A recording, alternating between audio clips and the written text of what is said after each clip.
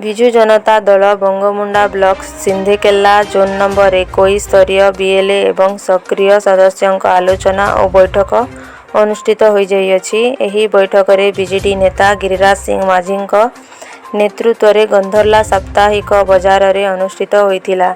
ଏହି ବୈଠକରେ ବରିଷ୍ଠ ବିଜେଡି ନେତା ଭବାନୀ ପ୍ରସାଦ ହୋତା, ସମ୍ମାନ୍ୟ ଅତିଥି ବିଜେଡି ନେତ୍ରୀ ନିରୁପମା ମାଝୀ, ବିଜେଡି ନେତା ହଂସରାଜ ଜୈନ, ଉଦ୍ଧବ ବେହେରା, ଆସାଦୁଲ୍ଲା ଖାନ, ପିଙ୍କି ଖରସେଲ ବୈଠକରେ ଯୋଗ ଦେଇଥିଲେ। ଏହି ବୈଠକରେ ବିଭିନ୍ନ ପଞ୍ଚାୟତରୁ ଶହ ଶହ କାର୍ଯ୍ୟକର୍ମୀ ଯୋଗ ଦେଇଥିଲେ।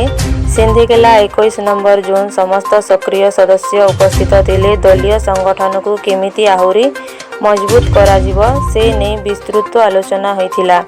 ଏହି ବୈଠକରେ ସବୁଠାରୁ ବଡ଼ ଖବର ହେଲା 10 ଜଣ ଯୁବ ନେତା ବିଜୁ ଜନତା ଦଳରେ ଆନୁଷ୍ଠାନିକ ଭାବରେ ସାମିଲ ହୋଇଛନ୍ତି। ନୂଆ ଯୁବ ସଦସ୍ୟଙ୍କୁ ଫୁଲମାଳ ପିନ୍ଧେଇ ସ୍ୱାଗତ କରାଯାଇଥିଲା। ନୂଆ ଯୁବ ଶକ୍ତି ମିଶିଲା ପରେ ସିନ୍ଧେକେଲା ଜୋନ୍ ନମ୍ବର 21 ବିଜେଡି ଆହୁରି ଶକ୍ତିଶାଳୀ ହୋଇଯାଇଛି ବୋଲି କର୍ମୀମାନେ କହିଛନ୍ତି। ଆଜି 21 ନମ୍ବର ଜୋନ୍ ବଙ୍ଗମୁଣ୍ଡା ବ୍ଲକ ରେ ଆମେ ଆଜି ଏସ୍ଆଇଆର୍ ଏବଂ ସୋସିଆଲ ମିଡ଼ିଆ ତାର ସଙ୍ଗେ ସଙ୍ଗେ ବିଜୁ ଜନତା ଦଳର ସାଂଗଠନିକ ବୈଠକ ହୋଇଥିଲା।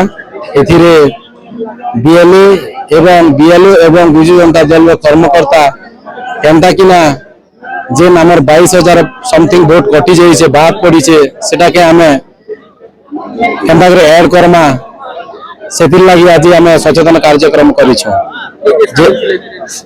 এতিরে আপন মানে জানিথিবে 21 নম্বর জোন্র সমস্ত বিএলএ এবং বিজু জনতা দলর কর্মকর্তা তথা সদস্য এবং বিজু জনতা দলর বরিষ্ঠ নেতা আপন মানে জানিথিবে যে যেন 22,000 ভোট আছে तार संगे संगे कटिछे सेटाके भी आमे केंता ऐड करमा आ केंता करी 18 वर्ष ऊर्ध्व भाई माने जे बाद रे अछन सेमानकु आमे केंता करी वोट रे शामिल करमा सेति लागि आमे सचेतन कार्यक्रम आज करिछु।